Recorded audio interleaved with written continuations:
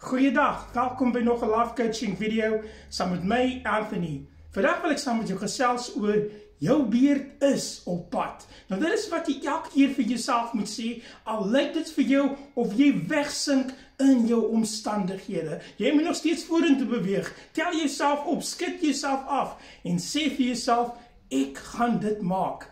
Dit is wat jy elke keer vir jouself moet herinner, wanneer dit lyk vir jou of jy besig is om te misluk. En al misluk jy, staan jy op by die mislukking uit, stof jouself af en beweeg vorentoe.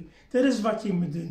Baie kere kan mense jou teleurstel, baie kere kan mense jou in die rug insteek, baie kere kan mense vir jou afbrekende woorde na jou toe gooi, maar jy moet net weet dat jy is die persoon wat ander kant uit gaan kom heel, al is jy nou gebroke. So die pad vorentoe sal ander, sal jy sien hoe jy begin genees, wanneer jy jou nie stuur aan mense se stories nie, mense se woorde teenoor jou nie. Jy beweeg net voort. Dit is wat jy moet doen. Op die ou end sal jy sien dat jy regtig waar sukses gaan aangryp. Dit is wat jy vir jouself moet sê, wat vir jou wag in die toekoms. Ongeag wat jy nou in die gesig kan staar, ongeag wat jy nou deurmaak, moet jy vir jouself sê, jy gaan bo uitkom.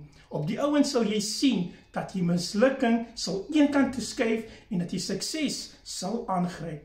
Dit is wat jy gedurig vir jouself moet sê. Hou goeie moed en weet dat jou beurt is op pad.